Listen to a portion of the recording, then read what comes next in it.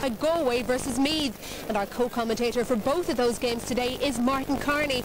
Martin, just looking ahead to the first game, first of all, Louth have it up for themselves today because Cork are a lot of people's fancy to do well this September. Yeah, I'd fancy Cork actually. I think they're a very good side. They're very strong down the middle in particular. The only weakness I see in their team is on the flanks of their back line, but the full forward line of Cousins, Donegal, O'Connor and in the other corner of course James Masters, they're very, very strong. Louth from the word go, Joanne, have to get in their faces. They've got to get in tackles. They've got to prevent Cork from getting a good start, and if they do that, and if they're in the game with 15 minutes to go, then they're in with a chance. And just a quick word on a potential problem you may have spotted with Cork today. Yeah, just watching James Masters warming up here on the pitch beforehand. Now, none of the others warmed up, and he looked to be carrying a leg quite gingerly, so we can expect or anticipate a change, I think, before the throw-in. Okay, ahead of the other game, Galway against Meath. Now, Galway haven't confirmed their team yet, but we're hearing that possibly Portlaoise, Joyce and Declan Meehan are both dropped. Yeah, that wouldn't be a big surprise to any of us watching Galway. Galway have really been very poor since the 20th of May when they beat Mayo. And basically, in the two games against Leitrim and against Sligo, they didn't show either opponent a lot of respect. And it's no surprise to me that Portlaoise Joyce is dropped today, because I feel that an inside forward line of Sean Armstrong and Michael Meehan might, if they're together alone, fulfil the promise they showed as under-21 players. And just a word on another veteran forward who's back in action today, Graham Geraghty in the Meath squad again. Yeah, he's back in the Meath squad again. Colm Coyle will want his best players available to him, and if Geraghty is available, he's one of their best players, and again we can expect him to be introduced at some stage of the game. Well, Martin, thank you very much for the time being, and Martin of course is in the commentary box today for both of our games along with Ger Canning and Marty Morrissey. Louth against Cork gets underway here at 2 o'clock, that's followed by Galway against Meath at 4. Well, we'll know in the next few minutes, I suppose, whether James Masters is going to make a start on that Cork team. Tony, you didn't hear anything about an injury to Masters? No, I didn't, Michael, but he'd be a huge loss. James has been the one consistent thing about Cork scoring over the last couple of years. In fact, up to recently, he's been the only one that could score, getting a huge amount of scores. I know against Kerry he was held very tight and other people came in, but I think it's the first time looking at a programme for about 10 years you could say that Cork have genuinely 2 or 3 lads that could come in and play well. Just looking at, you have Daniel Goulding, you have Fintan Gould, and you have Kevin O'Sullivan and John Hayes. All of those lads are scoring forwards, you know. Here they come out of the team. Yeah. They're all scoring. Have a look at Masters and see how he's shaping up, maybe. Yeah, they're all scoring forwards, and like up to recently we've had loads of backs and midfielders, and we've had no forwards. Now these guys have been coming through at under 21 level and doing well at under 21 level. There he is, so presumably he's starting. Maybe he wasn't taking the warm-up too seriously or something, I'm not too sure. That kind of a low pitch. He has, you know, he doesn't exactly exert himself. Sure, yeah. But as you said, and as Tony was saying there, Cork definitely, I suppose Billy Morgan has looked at the way other teams, particularly Kerry last year, went about business and taken a little bit of that kind of example out of it. Yeah, and I suppose they probably wouldn't like the comparisons. The obvious comparison is Michael Cusson and Kieran Donaghy, but Michael Cusson has worked very, very well, and he is, you know, a genuine article. We can say that with a certain degree of certainty anyway. After the final, he showed himself to be very, very accomplished on the ball, and I suppose if anything, the fault from the Cork point of view is that they didn't play the right type of ball into him. Now I know they've been working on that. Now they're talking about a floating ball and a ball that's dropping vertically. I'm sure, like all full forwards, Cusson would prefer the floating ball where he's coming off the shoulder. You know, he got one of them the last day against Tom Sullivan, and Tom was left for dead. If he gets a bit more of that, and if Cork can work on that, and I'm sure they have been working on it since the Munster final, he will do a lot of damage. Okay.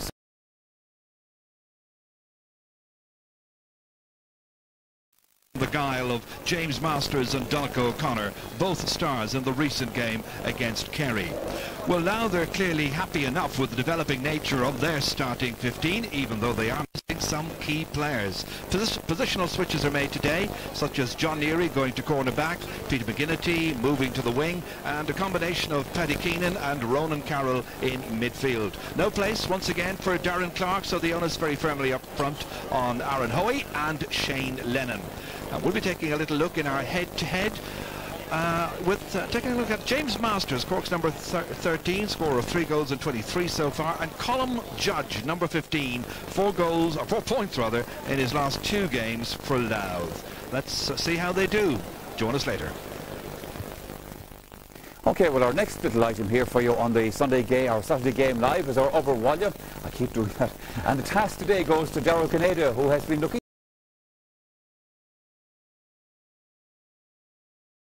enough crowd, red and white, predominant colours of course. Pitch has held up really well after all that bad weather Michael was talking about. A little soggy around about the 20-metre lines. Our match referee is Marty Duffy from Sligo, and of course Cork will know all about him. He was in charge recently in Killarney of the Kerry v Cork Munster final. And I think Derek Kavanagh, who's lining up in midfield in particular, will have certain memories of that, and a late decision that didn't go his way. Martin Carney's alongside me. Your thoughts on this? An interesting change already, Ger. I noticed Mark Stansfield has gone out into the middle of the park to partner Paddy Keenan, and that means Ronan Carroll has gone into right half forward here, or left half forward rather, and again I'd expect him to play as a third midfielder for the course of the game. That's very likely the case. Well, there's very little breeze around. It is Louth who won the toss, opting to play from right to left from the town end for the first 35 minutes, and so this qualifier, round 3 in the case of Louth, getting underway. Cork coming into it at this stage, of course, by virtue of losing the Munster final and losing his footing immediately there. Michael Shields needing the support and getting it of Nicholas Murphy, going very long down towards the industrious Donnacha O'Connor. Very crafty player, puts in an awful lot of hard work. The captain is Derek Kavanagh. First shot at the target, and it's gone over the bar, and only about 25 seconds are gone. And Cork have taken the lead, and from a Louth point of view, their fans will feel somewhat ominous. They merely walked through this one, lorded it over Louth. Given the chance, he took the point. Yeah, far too much room that time given to Derek Kavanagh. Again, a good assist, it must be said, from Donnacha O'Connor. So Stuart Reynolds giving it plenty. Back in once again towards James Masters, caught very well that time by John Neary. And they work and they build through John O'Brien. Here's Mark Stanfield, crafty player, experienced man, lobbing it in, going long in towards Shane Lennon, and there's an appeal immediately there by Colin Judge. And also you can see Kieran O'Connor pleading his case, but the referee from Sligo in no doubts about it. This is from behind the goal. Who was doing what to whom? Well, number 4 was wrapping himself around Colin Judge in the view of the referee. Well, I think that's a real corner forward engineered foul, to be honest about it. Jared Colin Judge seemed to be the guilty party in that stage, but again conned the referee, Marty Duffy. Brian White, free taker from the left-hand side of the field, kicking with the right. Got 4 points against Kildare last week. 3 of them were from frees. And this one ties up the game. So that will be greeted with a huge sigh of relief by the very big, large Louth contingent here. Getting on level terms immediately then, with their much vaunted neighbours, runners-up in Munster this year.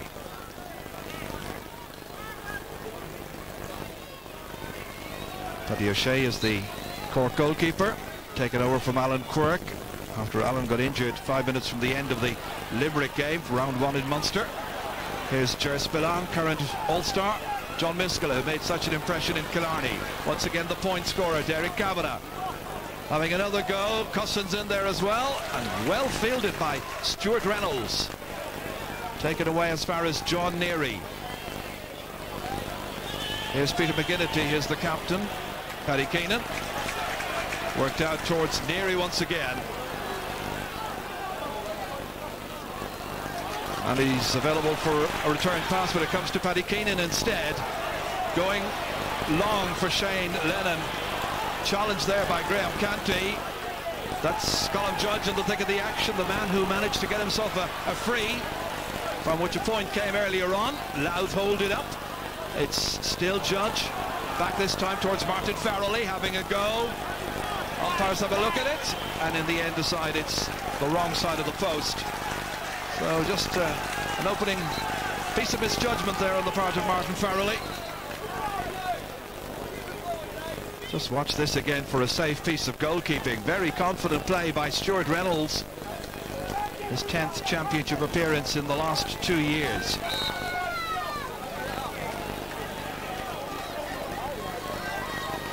Paddy O'Shea plays for the St Vincent's Club in Cork. One of its past stars, Paddy Barry, former Cork hurling goalkeeper, captain as well of the All-Ireland winning team back in the early 70s. Derek Kavanagh, That's down towards James Masters, getting there ahead of John Neary. Sent in towards Cosson, who was somewhat ponderous there, and it's easily taken by Colin Goss. Carroll. This time it's Neary once again. He's made a very prominent start, getting on the ball time and again for Louth. Bad ball away, however, straight to Anthony Lynch. Back here towards Michael Shields. Had a very good league campaign. Kavanagh. Wayward kick. Too many Louth players there, and Paddy Keenan taking it in, the DCU student. Huge one down towards Lennon. Again he falls on the ground, and again Cork backs plead their case. And again the referee awards a free for what he perceived to be a push on Shane Lennon. Yeah, again in that case, Ger, a long ball being flighted in from far out the field, and both Shane Lennon and Graham Canty went for the ball. Referee called it, Canty pushed him in the back, so it's a simple enough free this time, I think, for Aaron Hoey. Well, many of the frees, of course, would have been taken by Darren Clark, but Darren Clark isn't playing, not starting anyway. Aaron Hoey will kick with the left, and this to put Louth in front from just about 22 metres out. Should be very straightforward, and indeed it is. So the two scores for Louth coming from frees and a 100% return. Very good start for them, confident enough at the back. They've settled down nicely in the 6th minute. Yeah, what's noticeable about both teams, Gerard, both of them are adopting similar tactics. They're working the ball out short, but then they're using the ball from about the middle of the field to try and find their inside line with an early ball. Well, we'll be keeping an eye, as we mentioned earlier, on the performances of Colin Judge and James Masters in our head-to-head. That's another push. This time it's a free to Cork, no doubt about it, taken very quickly by Kevin McMahon, but the referee is blowing again. Some holding in there. Donegal O'Connor, the player in picture, and the black book is shown to his marker there, Alan Page. Alan Page is having a very busy day, I can tell you. Helicoptered here to the ground earlier. Louth's number 2 is best man at his brother Emmett's wedding. I think the wedding is happening as we're talking. He was helicoptered in anyway. Photographs were taken earlier, and he was helicoptered back out immediately afterwards. Eamon McEnany, the team manager. And you'll see the runner, Stephen Melia, going in ever so often. Donegal O'Connor to kick from the right-hand side, 22 metres out as well, a still afternoon, and put it perfectly over the bar. His first attempt at a point, good score. Very good play by the man from Ballydesmond, which is on the Cork-Kerry boundary. So 2 points apiece. Place in the quarterfinals of the championship at stake. That's down only as far as Peter McGinnity. Now John Neary. Challenged by James Masters, but allowed to take it out once again. Billy Morgan will want the forwards to apply lots of pressure as Mark Stanfield puts Michael Shields under pressure here. Pressure from Brian White. Shields again needing support. Jess Spillane available. Challenged by Colin Judge. Gets away from him. Back out once again here. Graham Canty happily recovered from that awful injury that he sustained in last year's Munster final replay against Kerry. Desperate knee injury kept him out for the rest of the season. Kieran O'Connor down as far as John Miskala. Broke into the team in 1999 in the time when Larry Tompkins was manager. Here's Kieran O'Connor, kept his run going, almost lost the ball, has a chance of a score, and he puts it over the bar. And that's his first ever point in the championship. Well, certainly you've got to compliment him that time. He started to move up in his own half, looked around for support left and right, wasn't coming, took the responsibility, fired over a wonderful opening point for himself in championship football. It's a very open game. Sweeping movements down the field, down both ends of the field. So a good start. Yeah, and we should see there that Louth aren't putting enough pressure on the ball coming out like that from the Cork defence. McFanning in the centre of the park here, the centre half back for Louth, getting it out as far as Ronan Carroll. All the way up as far as Shane Lennon. Won a Dublin medal with UCD in the county championship last year. Holds on there. Good strong player. Colin Judge. 4 points in his last 2 games, and he's kicked another. Punches the air with delight. He managed to win a free earlier on, Whatever about the nature of that, dubious or otherwise, there was nothing dubious about this. This was spot on, and he's a really bang-in form player. Yeah, there's a lovely trademark corner forward shimmy, that time from column jump. Shakes off his marker, shows him the wrong way, and again fires over a lovely score. And he's happy about it.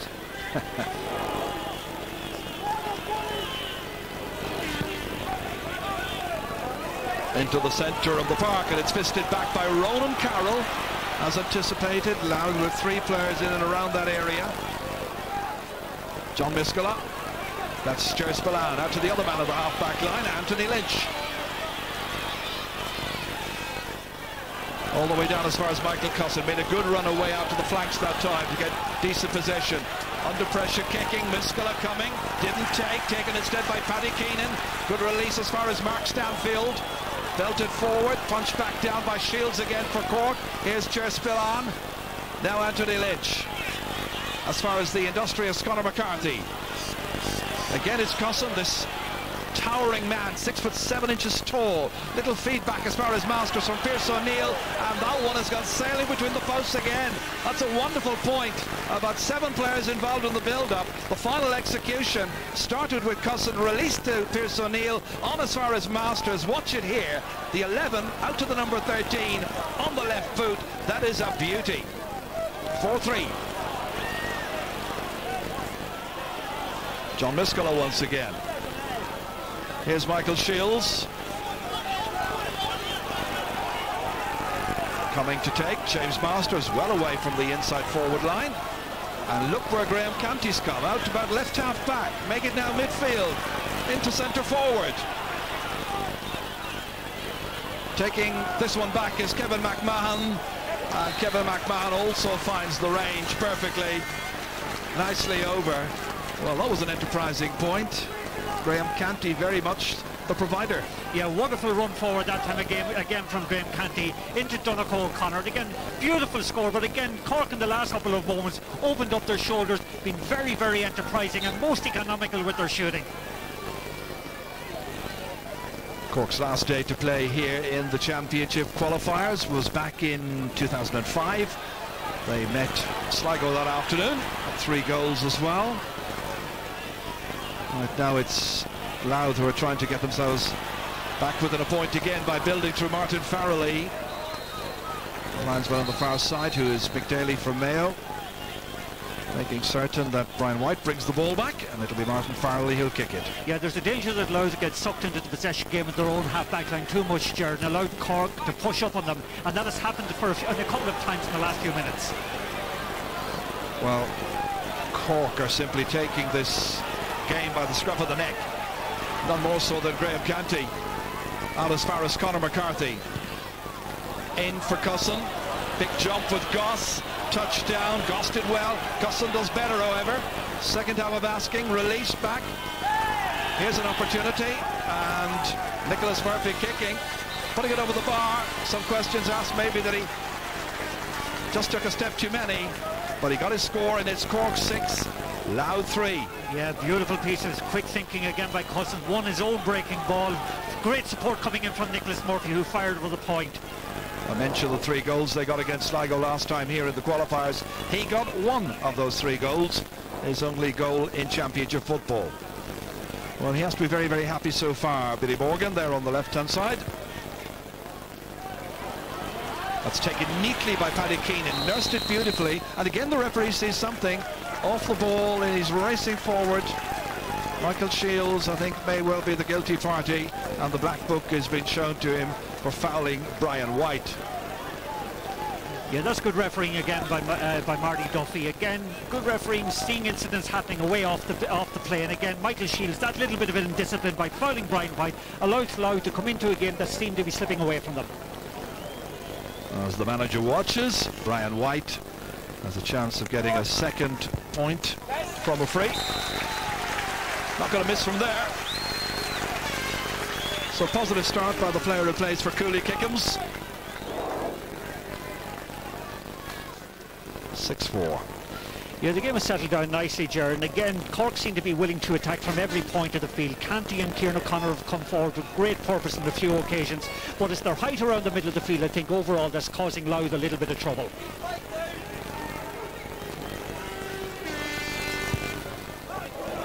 Eddie O'Shea's kick out here drops a bit short. It was anticipated, however, by Conor McCarthy. Now Ger Spillane. Derek Kavanagh now. All the way down. Won again by Louth. Ronan Carroll now. That's released outside here as far as Brian White, the scorer of those 2 points from frees. Into Shane Lennon. Trying to turn his man, trying to get some possession. Getting absolutely nothing, however. A bit of disappointment for Shane Lennon. Yeah, but he's been marked by a quality player in Graham Canty, and it's wonderful to see Canty back playing football again. Wonderful defender again. Just watch him first to this ball here, and again prevents actually Shane Lennon from making use of good possession. Eamon McEnany has done a great job in the last couple of years, winning Division 2 of the league, getting promotion. Difficult time this year, but then they had all these matches in the championship, that 3-game saga with Wicklow that had everybody talking. Here's Conor McCarthy. Both sides trying to prolong their championship, prolong their summer. Very much knockout. Conor McCarthy stopped, fouled by the other number 10, Brian White. That's a bad kick. This is John O'Brien. In as far as Lennon again. Going down. Louth fans appealing, but the referee saw no foul, quite correctly so. Brian White, lots of strong challenges. Good defensive play, and John Miskell at the end. Looking up, spotting a colleague, the hard-working Kevin McMahon. Doesn't score an awful lot, but he does an immense amount of hard work, supporting players, doing the spade work, that time taking too many steps out of it. Yeah, that's well spotted again. Certainly he overcarried that ball. And again, noticeable about the Cork defence that time. When the ball came into Shane Lennon, there was 8 Cork defenders around him. They're very alert and working very hard here. Well, there's an injury to, I think it's Shane Lennon. And the physio, Colm O'Neill, in to have an eye on the stricken number 14, just to make sure he's able to continue. They've had enough problems in the last few weeks with injuries to several of their key players. Referee says to Paddy Keenan, off you go. Free kick from the 65-metre line. Good running by Aaron Hoey here. A lot of experience, this man. Taking on Ger Spillane. Ger in his second championship senior season. And putting enough pressure on Hoey that time just to put him off his composure. Just enough. 4 wide so far for Louth. This the latest. Well, certainly that should give Aaron Hoey a little bit of confidence, actually, because that time he made Ger Spillane look quite pedestrian when he took him on, and he should be looking to do that repeatedly now once he gets possession. Louth with 2 players in their inside forward line. That's Shane Lennon and Colin Judge. So there's a lot of bodies in and around the middle third of the park. Notebook has been shown again. This time it's shown to Paddy Keenan. So many tall, strong players in there, all competing. Pierce O'Neill was the one also in there competing. Derek Kavanagh.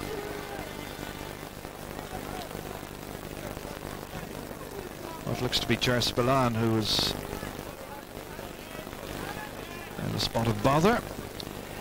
Yeah, I think Ger Spillane got a knee in the back that time, or a knee in the stomach or something when the ball was coming into the drop zone. But again, the free was given because Paddy Keenan was spotted pulling the jersey of one of the Cork lads. Oh, Billy Morgan watches. The team doc went out as well. It's Nicholas Murphy, in fact, who is the player who's receiving the injury, or now the attention for the injury. Here he is. That's kept in play by Michael Cusson. Some hit. Colin Goss, who's marking him this afternoon. There he is. It's a big step up for Michael Cusson, just his 4th championship match. And Colin Goss up against him here, playing in his 12th. Here's John Neary. Hoey. Holding, waiting. Ger Spillane chasing after him, being dragged out the field. Maybe there's a gap inside that Louth can exploit. Hoey again, moving forward, his team 2 points behind, having another go, and this is a good deal better. Fans like it, the umpires agree. White flag raised, and Aaron Hoey's second score. And now it's 6 points to 5, and we're in the 20th minute. Yeah, lovely score once again from Aaron Hoey. Okay, Andy Lynch loses his footing, but once again he loses Ger Spillane very, very easily. Takes him on and shoots a good point. Well, they're trying to open up the middle, see if they can find gaps. Yeah, the Louth fans are happy. Yeah, they're succeeding to a point actually, Ger, once they get enough supply from their half-back line.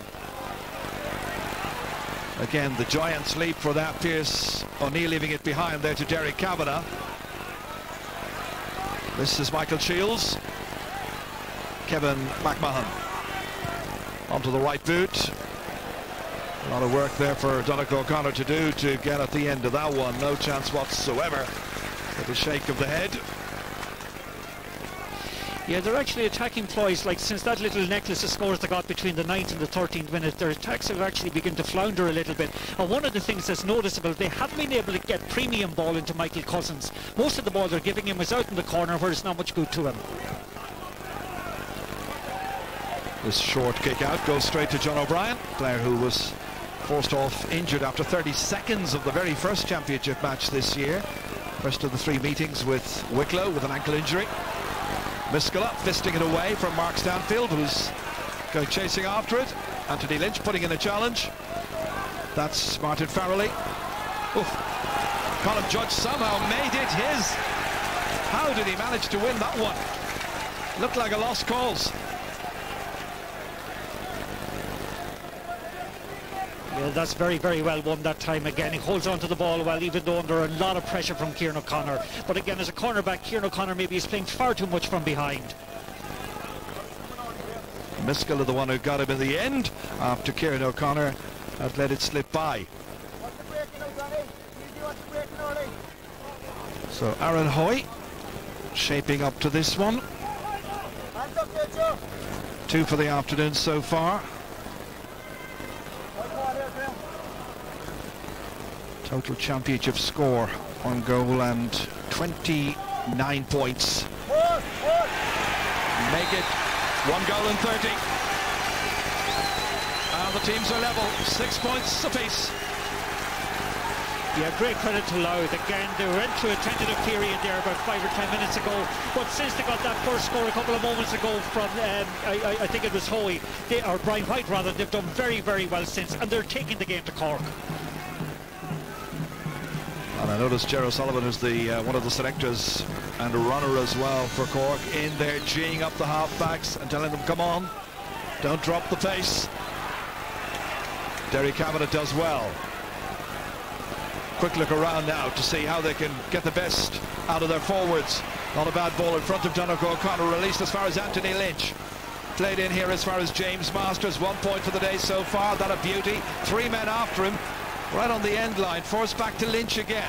Blocked down brilliantly, really good play. Lynch gets the boot in, and the referee's whistle sounds. Just as Cork were building, it was a very, very good block on an Anthony Lynch attempted pass into the centre. And then he went for the loose ball, stretched out with the boot. Referee didn't like it. Yellow card results. Yeah, he can't have any complaints about that. Anthony Lynch again went for the ball that time in fairness, but he went with the foot first, and as a result that's a clear yellow card offence. That was the excellent block down that time by Martin Farrelly. Yeah, and again Alan Page then came in to try and pick up the pieces, and again Anthony Lynch committed the free, or committed the foul rather. Marty Duffy perfectly entitled to book him. Well, he's seen his side surrender a 3-point lead. They were 6-3 up. That's fisted out somehow by John Miskela, and Cork pick it up again and lose it. John O'Brien, wing half back for Louth, up as far as Brian White. Goes to ground there. Michael Shields having his hands full. Support players. O'Brien again hit the referee. What a kick. And the referee went down. Was he feigning injury? I don't know. Yellow card, red card, not sure. But it was some blow and he felt it. Well, he certainly got a mouthful of whistle that time to Marty Duffy. That was a very painful one because he didn't see the ball coming. Just watch I think it's John O'Brien with the ball, gets him right in the noggin. That's a pretty sore belt. That absolutely hurt, you're quite right. Yeah. In fairness, you've got to compliment Marty Duffy. He's been up and down the field, he's been with the play. That time he was very unfortunate, takes it in good faith, or in good spirits, to be fair to him. A little drink of water will get him going again. I've seen referees in hurling throw the ball in and go too near the ball and the two competing players and end up getting it in the ankle, but that was unfortunate. Well, all I was afraid at that time, he's got a mouthful of whistle, actually, well, that he might have had the whistle in his mouth and done damage to the teeth or something. Shouldn't be joking. So Nicholas Murphy is ready to jump. Ronan Carroll there as well. Here's Carroll. There's a big gap. If he can kick it over the bar here, he can put Louth in front, and he does. Great point by Ronan Carroll. And it's Louth 7, Cork 6. Louth leading the match for the first time. Really good kick. Yeah, well, everything, Jerry, I think is down to attitude. Louth's attitude is spot on. They're here to compete. They're here to give the best of their ability to really take the game to Cork. Cork are a tad complacent. They really aren't getting into the pace of this game, and they're going through the motions rather than really upping the ante. Well, they were playing a lot of total football, I thought, for the first 10-15 minutes, Cork. And now it's Louth who are scrapping skillfully. And scrapping very, very well. That time Mark Stanfield down injured. He just got in the way as the free was about to be taken quickly. Watch him, the number 12. Yeah, that's a lovely bit of fielding once again, George, from Nicholas Murphy. Now they're down to 14 players as Cork continue, and it's James Masters on the right boot. And when he's forced out on the right, doesn't quite have the same potency as he does when he's on his much more favoured left. Louth knew that, and the back did really well. Put the pressure on. Full credit to Paddy Keenan. Yeah, their attacking strategies are very confused at the moment. They don't know whether they want to let the ball long or whether they want to carry it through the Louth defence. They were doing actually better, Jerry, earlier when they were running at the Louth defence. They were getting a better dividend from their play. So again, the concern is for Mark Stanfield. And Mark has some record. If we watch it again here, number 12 coming into picture. He just caught the kicking leg that time of Nicholas Murphy. He has some record in championship football over the last 80 years or thereabouts. He is the 4th highest championship scorer for Louth.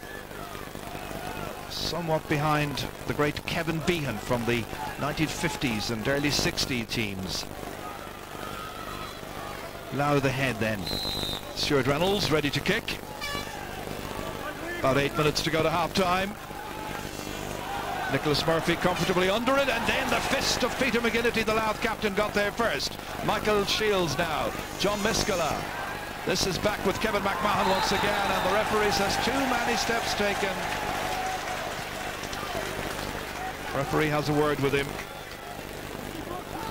Yeah, I don't think Cork can have any complaints about that. They're very ponderous. They don't seem to really know what they want to do. They want to give the ball, I think, into Michael Cousin. They're being put under pressure. They're not being able to execute that. And as a result, they're just getting confused as to what they're at. Louth not confused. Louth's full of purpose. And they're working it forward again here to the very effective Colm Judge. That is another superb kick by Judge.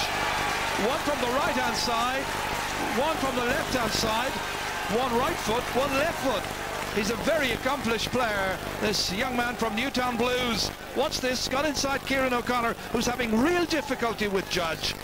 Very much so, Jern. Again, Kieran O'Connor stood him up that time, but again, it must be said that Colm Judge, even though he's small, very, very nippy, it must be said, and again, great accuracy of his right foot. So 2 points to 1 in the head-to-head so far. That's dropped down by Nicholas Murphy. The scrappy ball, however, the dirty ball as they call it, won by Cork. Derek Kavanagh. There's Alan Page, nippy player. That's a great ball forward. Again, they work it with Ronan Carroll, point scorer earlier on. Inside as far as Shane Lennon, trying to turn his man. Back once again to Brian White. Needs a support player. Gets it there from Aaron Hoey. Onto the left, letting it fly. Doesn't look like it's going to make it. Good bit off the target. But Louth have turned it around. Very much so, Jared. I think it's a clear case of one team coming here expecting to win, and that's Cork, and the other team coming here knowing that they were going to have to work their butts off to win, and that's Louth. And Louth certainly are working very hard at the moment and fully deserve their 2-point lead. And Billy looks really concerned right now. Well, he might be. 6 minutes to go to half-time. And the scoring chances so far, you can see, 8 against 12. That was Ronan Carroll kicking it up into the air, looked away immediately afterwards. Realised it wasn't terribly well directed. Michael Shields, the referee saw a foul, this time by Colin Judge. Quickly taken by Cork. Kevin McMahon holding it. Chased there by John O'Brien. Well, since Cork scored, it's 17.5 minutes. But Kevin McMahon is trying to do something about that now. Inside towards Michael Cusson. Keeper comes, gets a fist with a good, strong right hand. Gets it away towards the best man, Alan Page. Out as far as the wing half, John O'Brien. And listen to the Louth fans. They're enjoying this. This repeat match of a game of 50 years ago when Louth beat Cork in the All-Ireland final that year. And Louth captained by the late Dermot O'Brien. And a Cork team whose mascot was Dr. Con Murphy, who's their team doctor this afternoon. Derek Kavanagh kicking it in. Stuart Reynolds coming, taking, commanding. Striking it out into the centre once again. Michael Shields winning that race there with Brian White. Shields out as far as Cusson. He's drifting out right, left, trying to get a bit of space, trying to get on the ball. Miskela. It opens a gap inside. Conor McCarthy. It's closed immediately. Back onto the right boot. This will swing in beautifully. And a lovely curve on that. Beautiful technique by Conor McCarthy. A well-worked score by Cork, which involved Michael Cusson. Had to go and drift out around, get a bit of ball, get possession, play it to McCarthy, and that's a great finish. It's 8 points to 7. Boy, did they need that, Jared. They have been a long time now looking for a bit of inspiration, looking for a bit of direction. In fact, I don't think they have scored since the 13th minute, and they needed that score before they went in at half-time, because you could see heads dropping out around the middle of the field. Well, as they say, it's anybody's match.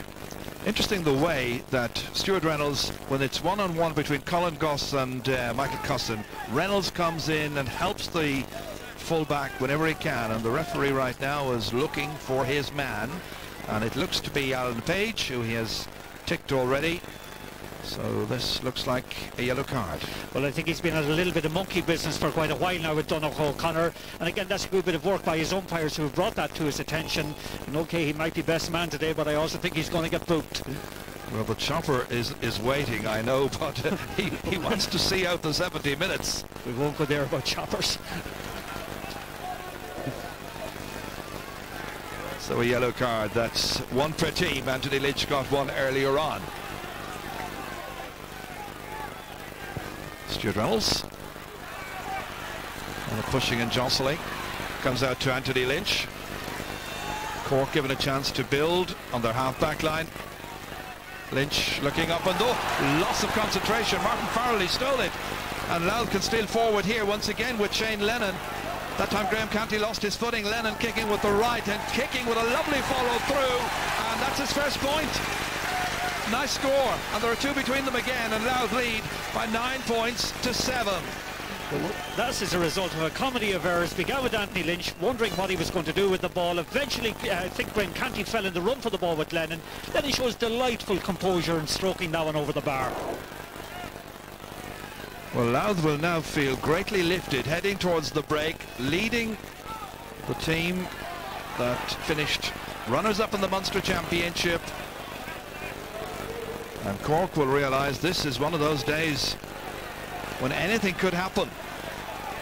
Nicholas Murphy inside towards Pearse O'Neill, looking for more from him, from James Masters, if he gets the ball and gets the chances. He did that time, hit it rather hurriedly. A little rueful shake of the head. Only 1 point from the first half for him. Well, I say Billy Morgan will want to get his team into the dressing room very quickly and try and refocus their attitude, because quite clearly their attitude has deserted them in this game. And if you come into a game where the attitude is less than total, then it can be very difficult to actually turn that around. Well, he'll have 15 minutes very, very shortly in which to do something. And Cork can do something here now. McMahon steaming in, kicking off the right and putting it over the bar. Good work by Kevin McMahon. It's his second point of the afternoon. Fine score by the player who plays for Carbery Rangers. Onto the right here. A little bit of pressure coming in late, but he withstood that pressure, held the ball up, looked confident, looked strong, and he's put just one between them.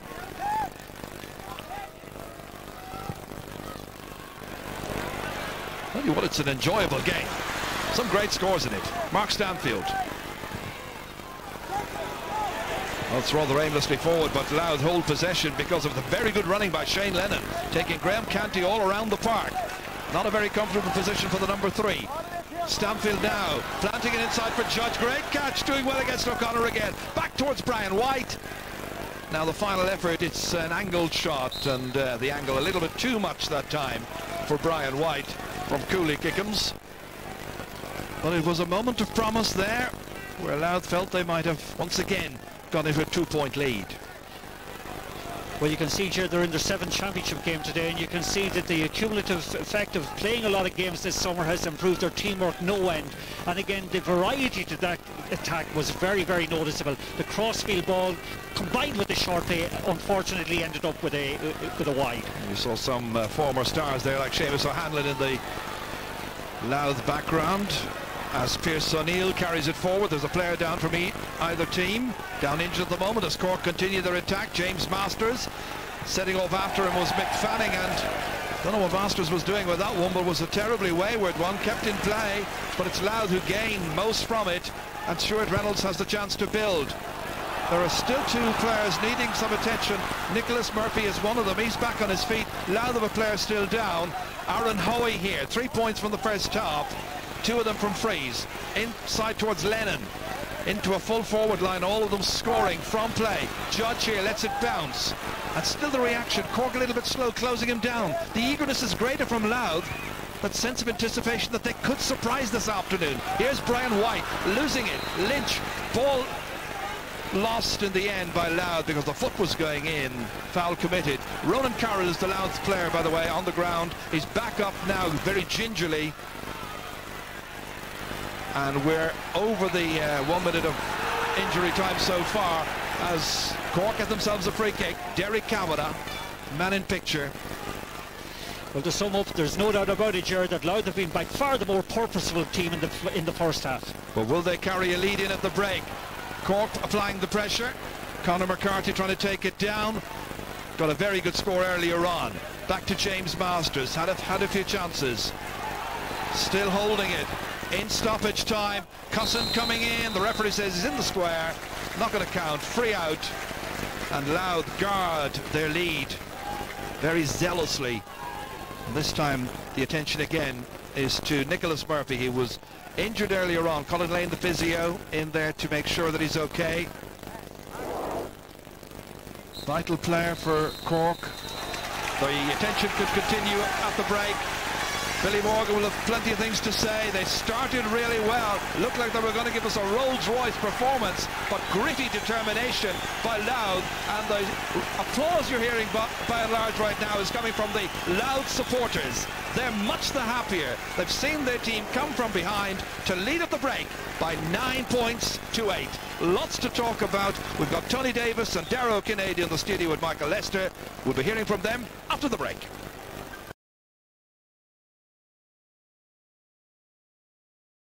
Ireland qualifiers at Portlaoise. Let's take a look at the stats from that game, just confirming the score. Louth are leading Cork at half-time by 9 points to 8. Look at some of the other facts and figures from the match then. Most of the positions you can see, slight advantage anyway to Cork in the position stakes in that first half. Scoring chances you can see there as well. Not too much in it other than that. Cork have conceded 8 frees, Louth have conceded 10 and 2 yellow cards. Anthony Lynch has been booked for Cork, and another defender for Louth, their cornerback Alan Page, has also been yellow carded in that first half. Tony Davis, Darragh Canadian with me here in our studio. work to do in the second half for Cork, Tony. Very much. I saw 57% possession rate there, but it's what you do with your possession as well, you know. And with Michael Cusson at full forward, they're finding it very hard to find them. Louth are putting them under pressure around midfield, not allowing them kick the ball where they want to, and when the ball does go in, it's not the right ball for Michael Insider.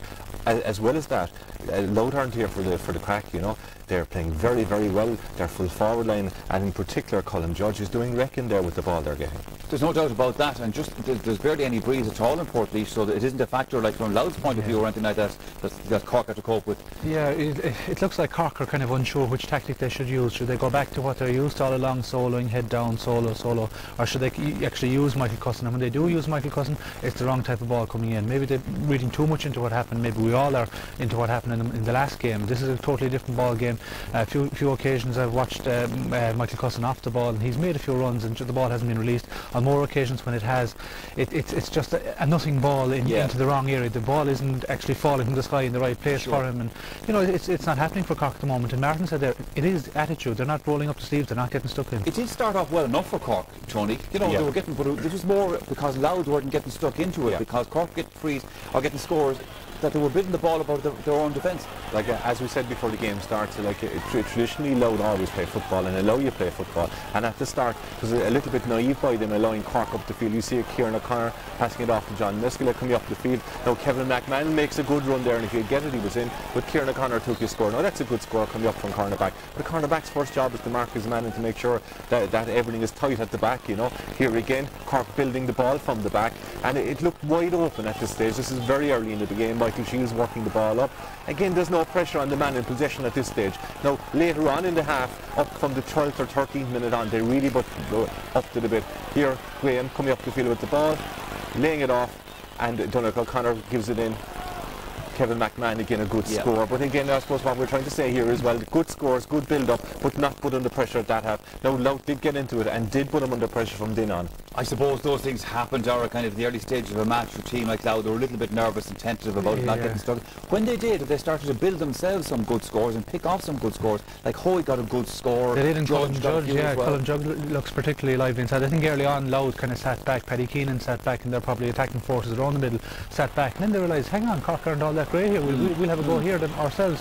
We see Shane Lennon winning a ball here on Graham Canty, and Colin Judge has looked very, very lively from the start. He's got a point with his left and a point with his right. Here we see a beautiful one. He seems to be very nimble and very fast on his feet, and he seems to know what he's at, and he's one of these lads that have, you know, his graduation to senior ranks has been fast tracked, so he's playing with a bit of freedom as well. You know, there's no pressure on him, there's not huge expectation.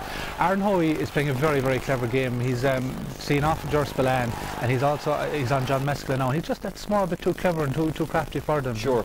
You know, the Cork guys will have to tie these lads down. Oh, there's no doubt about that, because I mean the last little insert we're going to look at here was a Shane Lennon point, but I mean this came from Cork giving the ball away and giving it away fairly cheap. Yeah, it's time for them to roll up the sleeves and get their nails dirty, you know, because to win games like this you really have to work hard, and there's Anthony Lynch giving the ball away. Now Louth are doing very well giving the ball in like that, and it's a very good finish from Shane Lennon inside, but again the possession was given away cheaply. You know, to beat teams like Louth, okay, you have to match them first of all with spirit and intensity, and you hope over the period of 70 minutes that your class will tell by the end, but you're not going to win by giving away points like that. No, there's no doubt about that. Okay, we have a commercial break coming.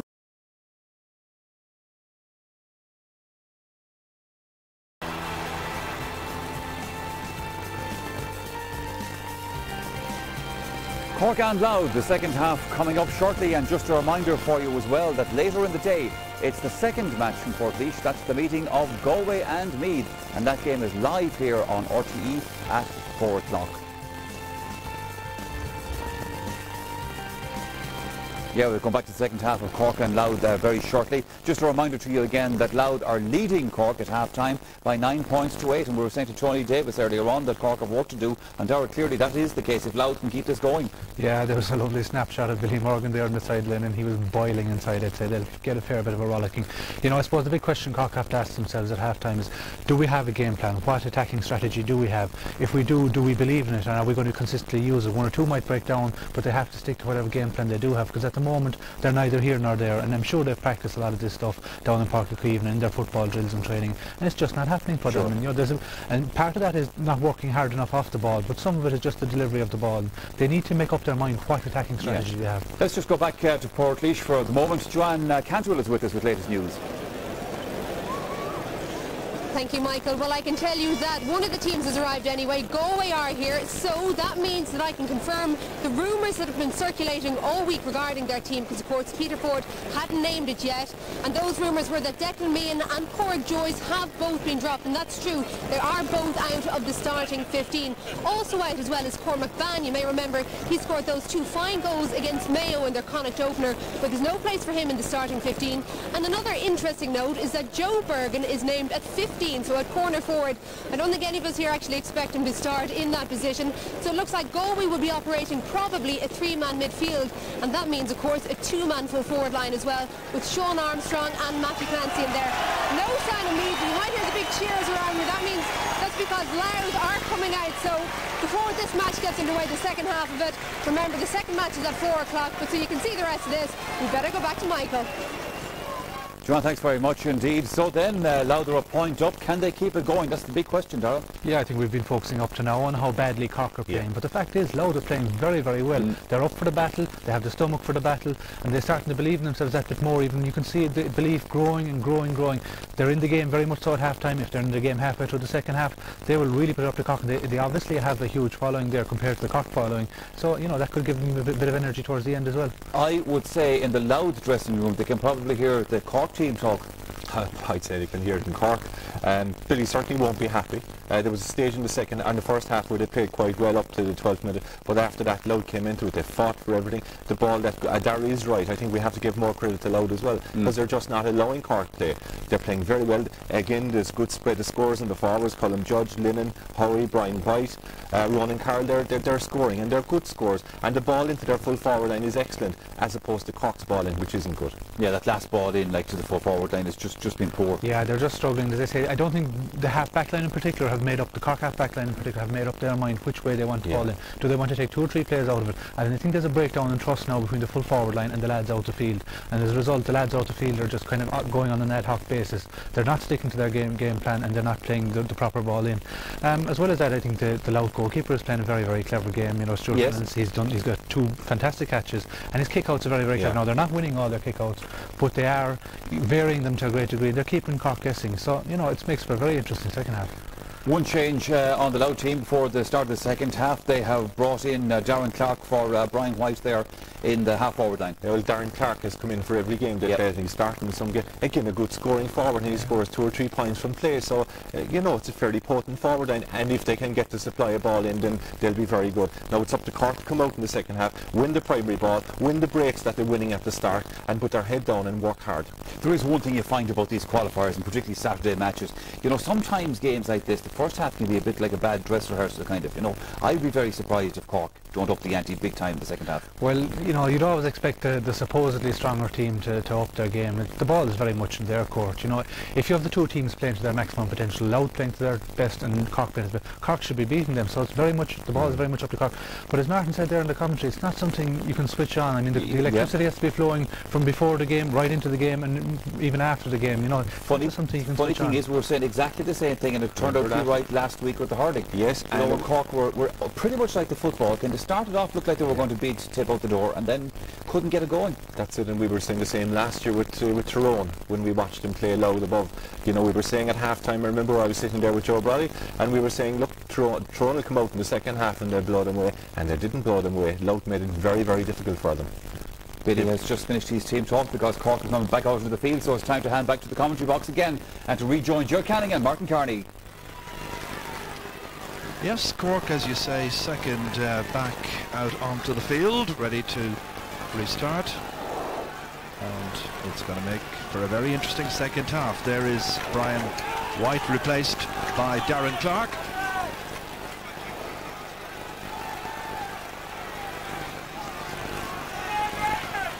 Well, I'm not quite sure what Billy Morgan would have had to say to his team at half-time. Alex Ferguson is well known to use the hairdryer. Not quite sure if that has been required. One between them. very enterprising first half. I doubt very much that Louth were hearing what Cork had to say. The dressing rooms in this fabulous ground at Portlaoise are well separated, a good 50 metres apart in fact, down a long corridor. So second half gets underway, and straight away it's Derry Kavanagh looking for John Miskela. 17 points in that first half, and only 5 of them came from frees. That's Donnacha O'Connor who got one of the points from frees. That was taken down by Michael Cusson. That's what the fans have expected to see. What a catch by this huge man. He's a very good hurler as well. Well, that's the first one actually, Jerry, we've seen floated into effect, into the area where Michael Cusson is best suited to. And again, despite the best efforts that time of Colin Gossiper, there's a lot of pressure applied. Michael Cusson still managed to win the ball. Well, again, there's concern about Nicholas Murphy. It's a facial injury. That's what it appears. And Colin Lane again is required to attend to him, looking after the footballers with great care. It'll be a free in just a moment, which Donnacha O'Connor will take, and you'd expect him to put it over the bar and level up the match. Can't even make a second guess as to what the nature of the eye injury? Yeah, it seems to be an eye injury, Ger. About 10 minutes from half-time, there was a collision with 3 or 4 of them in the middle of the field, and he seemed to get a blow on the head at that time. And I'm just wondering, is he suffering from double vision or something like that? I don't think he wears contact lenses, so I'm ruling that one out. Yeah, there's a cut there just above his eye. Indeed. He's become a really important member of this Cork team, more and more so each season. Developed brilliantly as a player, contributes handsomely. It's his 35th championship match for Cork this afternoon. They've crept up over the years. Comes from Carrigaline. And while the attention is finished, the attention now is on Donnacha O'Connor, who somewhat nonchalantly puts it over the bar to level up the game at 9 points apiece. And straight away the Louth fans get behind their team, and Michael Lester's quite right, and the lads in the studio are right in saying that there are many, many more people from Louth here supporting their team. You can just gauge it by the decibel level when the scores come. Stuart Reynolds, a little push, immediately spotted. Yeah, I think that's an area that Billy Morgan has probably warned his players about, is the actual kick-out from Louth. It's very methodical and very well worked out. Here's Donnacha O'Connor, first score of the second half, credited to him, trying to go through, and he takes too many steps this time as he was trying to go by John Neary. Neary from the Geraldines Club.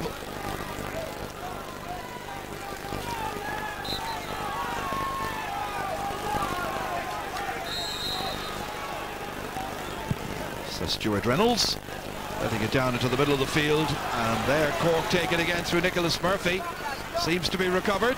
Here's Miskela back taking his chance. Conor McCarthy. Again it is Donnacha O'Connor. A couple of Cork players competing for it, but again it falls to a Louth player, John O'Brien, getting the ball away out into the centre as far as Paddy Keenan. They go long immediately, and it yields dividends because Shane Lennon can steal a march on Graham Canty. He looks very assured, punches the air immediately after he saw that one sail over the bar. So a point in the first half, a point in the second, and Louth go back in front again here. Well, it takes a very good player actually to expose deficiencies in Graham Canty's game, but in this case there's a two-man full forward line in there for Louth at the moment, and they're causing the Cork defence any amount of trouble. I must say the quality of ball that Lennon was getting that time certainly helped to wrong-foot Graham Canty, having to twist and to turn. John Miskela. Lennon out there pursuing him. They work it in as far as Derry Kavanagh. That's the 65-metre line, and look at the sheer determination and the eagerness and the spirit evident in the Louth play. Down towards Colin Judge. In there goes Kieran O'Connor, pleading his innocence immediately, referee having none of it. Once again, the decision goes against the number 4. Yeah, he came in that time from behind. And again, Kieran O'Connor again should be a little bit closer to his marker. Colin Judge is very nippy, very nimble, needs to be marked from the front or the side, and Kieran O'Connor just giving him too much room at the moment. And that too much room will result in Louth having another opportunity now. This time through Darren Clark, who will take over the free-taking duties, which Brian White did for Louth in the first half, kicking with the right boot from positions left of centre. Judge is okay. Louth are okay. And 5 minutes into the second half, there's a chance to go in front 11-9. Good start by Darren Clark, who always contributes handsomely. You might remember the 7 points he got against Tyrone in last year's qualifiers. Those couple of terrific matches. Eamon McEnany, what a career he had as a player. First of all, now lives in Blackrock in County Louth. I always remember him getting the equaliser for Monaghan in 1985 All-Ireland semi-final against Kerry that year. Right now they're battling to get into the quarter-finals, these two teams, and Cork losing it by 2, and losing possession there was Kevin McMahon, winning it back Paddy Keenan. Nice ball down to Darren Clark. Anthony Lynch having to close in on him. Good flick ball inside quickly. Here's a chance. Carroll. Pressure put on. And the full forward was coming on it as well, Shane Lennon, and it's gone off a defender, and it's gone for the game's first 45. Well, there's no doubt about it, and again, if you needed an example, here's one. They're much sharper looking altogether Louth than Cork. Cork, by comparison, are very, very sluggish, quite tired looking, dare I say it, Ger. Well, I think it was Anthony Lynch who might well have just got the flick on that after he did the blocking job, keeping Billy Morgan's team just 2 points adrift. Jim Nolan, one of the selectors there on the left-hand side. Jim from Castlehaven, Billy, of course, from Nemo Rangers. And this is a kind of a game that could slip away from them very, very easily. If this point goes over, all of a sudden we have a 3-point game, and Louth very much in the ascendancy. Cork are looking very, very concerned. Mark Stanfield, deep intake of breath on the 45-metre line on a still afternoon in Portlaoise, kicking it, sails over the bar, Judge to a tee. His first point of the match, and it's a crucial 45 converted to make these Louth fans very, very happy indeed. And Mark Stanfield, who has been playing championship football for 7 seasons, senses, I am certain now, that Louth are within touching distance of a quarter-final place. But still a fair old way to go. Cork winning it this time, and Conor McCarthy carrying it on here, aided by Anthony Lynch. Nice flick ahead. Here's the chance for Pierce O'Neill. Seen nothing of him so far. Now we have first pointed effort by him with the fist. Pierce O'Neill from Mahala in East Cork, taking it on here after Anthony Lynch made the good running. Well, O'Neill was virtually anonymous in the first half, but that time getting in for the score, and it's 12-10.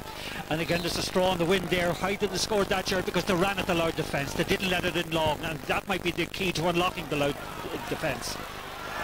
Good reach by Nicholas Murphy. Good catch. Now there's poor marking here by Louth, and it allows Kevin McMahon go forward. Suddenly there's an injection of pace, greater energy, more purpose, and determination. Oh, that should have been in the back of the net by James Masters, and somehow Stuart Reynolds has managed to touch it over the bar. Watch it. It was intricate. It was measured.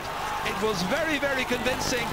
And the flick at the end by Masters should have yielded another goal for him in a season where he's got a number so far. But credit Stuart Reynolds. That's a miraculous save that time by Stuart Reynolds, because the ball was hit very quickly by Masters. He didn't dwell on it at all. Dropped it onto the foot. Reynolds showed wonderful instincts and reactions to save that. You consider that James Masters has scored 3 goals and 23 points in 3 matches so far. That's his second of the afternoon, and this is John Miskala. And Cork all of a sudden are searching for something really special, and that is put over through Kevin McMahon's determination and industry. And it's tied again at 12 points apiece. Just when Louth thought they had this game for the taking, Cork realised they were in trouble. They pushed some buttons, and straight away the emergency is over, or is risen for the time being. Yes, and they're running now at the Louth defence, causing Louth defence endless trouble, particularly with their overlaps. Won well by Ronan Carroll. Some people felt he was pushing, but he got there anyway. But the use of the ball not too good. Lynch seizing on it. Here's Jerspillon. Then there was a foul on him. Free to Cork. 12 apiece. Really intriguing match. In possession stakes, very curious. How Louth can have just 37 possession and still the same number of scores, but there you are. That's won well by Colin Goss, very determined full-back. Here's John Neary. Well, now having surrendered 3 points in a row, what will Louth be able to do? Will Cork be able to take this stage of the game, this vital phase of the match, and turn it into a positive winning one? Or can Louth foil them again? Here's Martin Farrelly. From a deep position, Alan Page. Gathered in well by Jerspillon. He had to work for that, but the boot was going in. And he was going in there against John O'Brien. Yeah, that's very brave play, must be said, from Jerspillon. Went in that time where it hurt. John O'Brien went for the ball hard also, but met with him and probably will draw a booking as a consequence. Just got a glimpse there of Stephen Mealy in the background, the runner for Louth, urging on the Louth players after John O'Brien gets Louth's second yellow. This was where Jerspillon came, then lost, and then the boot came in immediately. Can't do that. Cork at the other end, trying to translate and transfer that possession into some kind of useful opening. That's Derek Kavanagh. Challenged strongly by Mark Stanfield. In came Nicholas Murphy, and now the referee is coming in.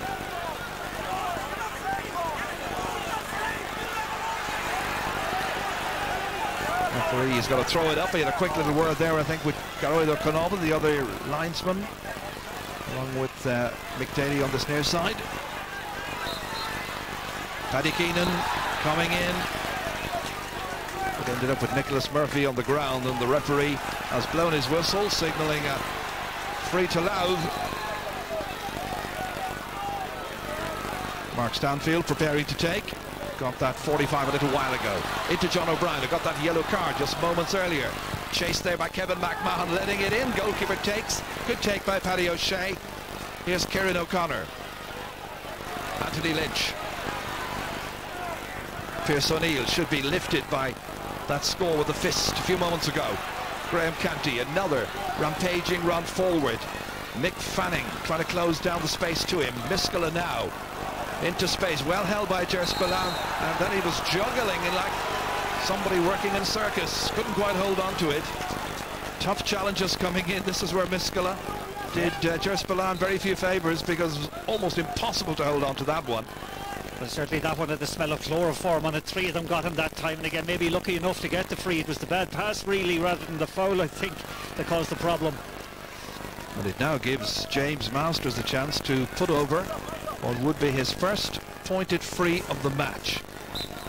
Cork's two frees earlier on, hit by Donegal O'Connor, and Masters stabs it as per usual and puts it over the bar. And Cork are back in front. Crisis? What crisis? Yeah, I think they've just up their performance level and the work rate somewhat in the second half, and again they have reaped the reward as a result. Well, the two head-to-heads are interesting today. Colm Judge and James Masters. Contrasting fortunes. John O'Brien holding.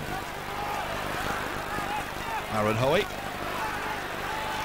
yet to get really into it in the second half as he did in the first.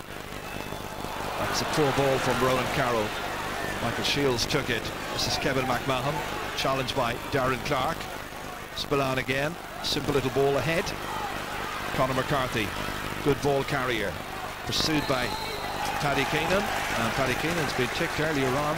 This time the referee decides that it's a free against Cork. Yeah, again, he's perfectly right that time. Paddy Keenan went in to execute a legitimate tackle, and I think what happened in that case there was Conor McCarthy caught Paddy Keenan's hand, drew it into him, fell underneath it to try and con the referee, but fair play to the ref, he didn't fall for it. No trickery. Keenan with the free this time. Aaron Hoey. Here's the impressive Colm Judge once again against Kieran O'Connor. Supported by Shane Lennon. right on the sideline. And again, the referee says too many steps were taken by Shane Lennon. Here's Graham Canty from that free kick. Paddy O'Shea. Here's Michael Shields, perfectly at home on the wing or back at the corner. Donnacha O'Connor showing what a tremendous worker he is. Good ball carrying skills. Michael Shields fetching, taking, coming forward here. Oh, he lost it there. Darren Clark got him with the challenge. 13 metres out, hit over the bar. Is it? No, comes off the post. James Masters having the opportunity, and that's gone behind. It's a kick out to Louth. This held real promise. Held real promise indeed again. A piercing run that time again. Michael Shields ended up with the ball coming to Masters, who shot it wide. But again, the secret that has succeeded for Cork, Ger, is the fact that they're running at the Louth defence and they're opening up a lot of lanes in different areas. Well, they have these three very tall players, Derek Cavan, Nicholas Murphy and Pierce O'Neill. This is Murphy right now we're watching, forming a little triangle, and then the burst forward by McMahon, but this time Mike McFanning taking it in comfortably. There was no easy pass out for him, having to use his goalkeeper Stuart Reynolds. Bit of a hit and hope one towards Mark Stanfield. Michael Shields, good spell in the game now for Cork. They are turning it around, you sense. That's James Masters, little flick ahead towards O'Neill. The centre forward picking out O'Connor. Moving it forward here is Conor McCarthy. Oh, he was trying to lay it off there for Nicholas Murphy, and it ball broke down. Gifted to John O'Brien. Here's Colin Goss. That time you got the feeling they were looking for the perfect moment to strike the perfect goal. Instead, it's Aaron Hoey, his team just a point behind. They've gone through a very, very rocky period. Still very much in it. Martin Farrelly inside towards Shane Lennon, left behind there. Kieran O'Connor emerging with it. Graham Canty. It's O'Connor again. Now again, look at the space here. Donnacha O'Connor, nobody coming close enough to him. Paddy Keenan eventually. That time the fullback Colin Goss fisted down. Cork trying to hold the possession. Yeah, it looks to me actually that Louth are tiring at the moment, and again Cork are running at them from every area of the field, and it just in fact Cork could have them, you know, a little bit on the rack at the moment. They've spurned two wonderful opportunities due to over elaboration in the last couple of moments, so they'll hope that with this opportunity James Masters will settle them down. They could by now in this second half have had two goals, I think. Certainly the one that Stuart Reynolds miraculously saved, and the other one just a few moments ago there was just broke down because it was too intricate. Yeah, I don't know if we did a game a couple of years ago between Louth and Meath, actually, where Louth scored 10 points from playing the first half, didn't score in the second half, Ger. Here's James Masters. I remember that day, and so do the Louth fans. Right now they are two behind, and James Masters has got his fourth point of the afternoon. Young Garda based in Bandon in County Cork. Nemo Rangers man. I think this is one area actually where Cork have made a big dent into the Louth team's kind of strategy. They have cut down on possession from kickouts very, very effectively in the second half. As we watch Louth make another change, and coming on for them is number 18, Desi Finnegan. And over there as well is Ray Finnegan, so a couple of Finnegans from the St. Patrick's Club ready to come in. Peter McGinnity, the captain, one of those going off.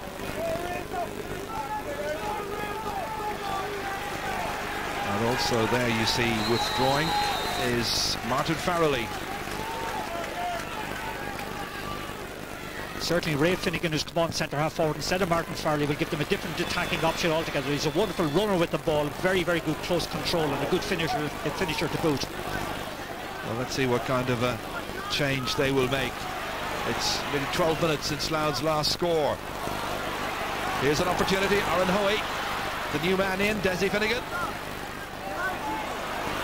Oh, again, just taking a little bit too long over it, but they have the opportunity still. This time it's the right boot, not the favoured one usually by Aaron Hoey.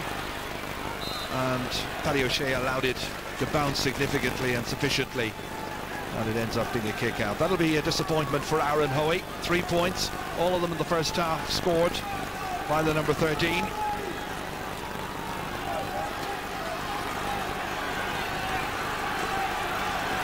Well, now they've made 3 changes, 2 more opportunities for Raymond McEnany to switch things around if he has to. There's only 2 points between them. Game certainly not in the bag for Cork, who are the leaders at this stage, and we're midway through the second half. John Miskela.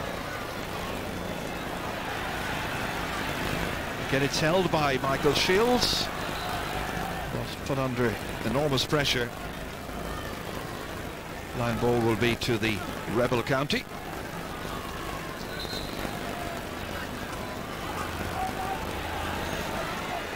Here's Derry Kavanagh. Nice fetch. No real difficulty for Donegal O'Connor. Trying to go by Alan Page. And Page again experiencing problems. And the referee's going to tell him to turn around. He's already yellow carded him and ticked him. So it looks ominous. Well, he did tick him. He did yellow card him. I know there's a helicopter hovering to take him to a wedding. Not sure. There you are. Get me to the church on time. His team are 2 behind, and he's lucky. The referee definitely looked at his numbers and didn't take any further action. Well, that's one of the things, Ger, I've complained about for years, that if he's going to speak to a player after booking him, then it should only be if he's going to send him off. Donegal O'Connor hits this one sweetly for his 3rd. All of them coming from frees. Very accomplished player. So 3 between them, 15 points to 12.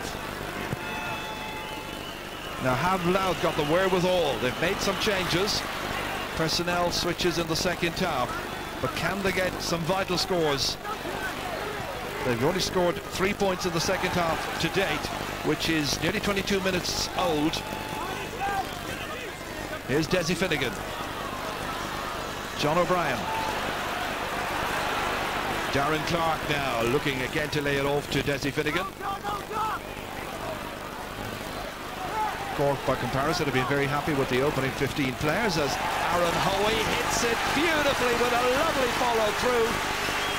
A nice move, rounded off in style, and it's exactly what Louth has required, and the game likewise, to give us a really gripping last 12-13 minutes. Yeah, great score that time from Aaron Hoey. Again, had to go the scenic route, maybe a lot of overpassing, but eventually Hoey got it, and that should give his team a lot of confidence going into the last furlong. Don't forget, there's further football action coming up on this particular programme. Immediately after this, it'll be Galway against Meath, another match not to be missed on the Saturday Game Live. Coming to you from Portlaoise, Michael Cusson. Hasn't scored. Getting possession. Anthony Lynch. Taking off. Challenged and pursued. In the end, it's lost. It's turned over. Conor McCarthy couldn't hold it. It wasn't much of a pass anyway from Lynch. Yeah, Cork has still allowed the door open for Louth to come back if they can just have a little bit of belief in themselves. But you must credit the Cork leaders in the second half. A number of them have really upped their performances and managed to create the lead that they're enjoying at the moment. O'Brien. Graham Canty came that time very confidently, took it down, went after it himself. Nicely into James Masters. Here's Kevin McMahon finding himself at the top of the right, back in towards Derry Kavanagh. Again they work it, this time Conor McCarthy, and this time the referee right alongside the play, whistles immediately. And he's going to bring the ball forward another 10 metres for that. Yeah, it's a soft enough free that time, Ger. The Ronan Carroll conceded. Again, they need to be that little bit disciplined, get their bodies around the Cork attackers in numbers, but, you know, avoid conceding simple frees like that. Well, in spite of not playing the kind of sparkling football that they would have hoped to this afternoon, Cork are just picking off scores now in this second half, turning it around, and that's another for Masters. So 16 to 13.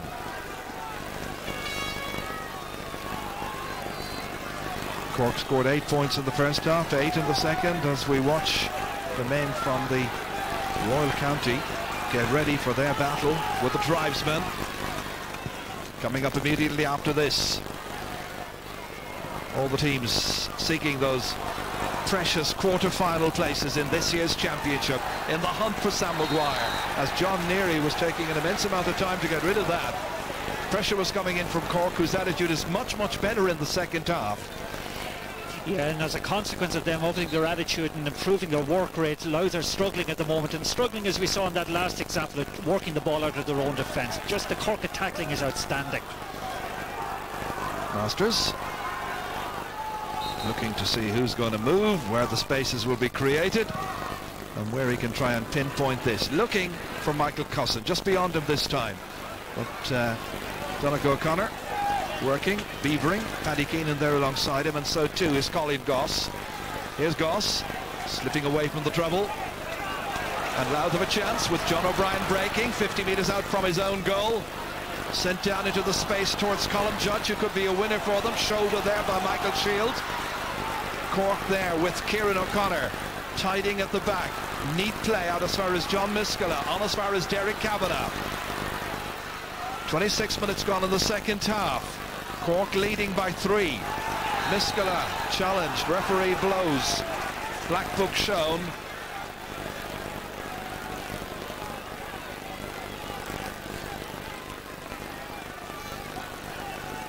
Well, the black book shown that time, it appeared, to John O'Brien, who was already yellow carded, so the referee does have that option.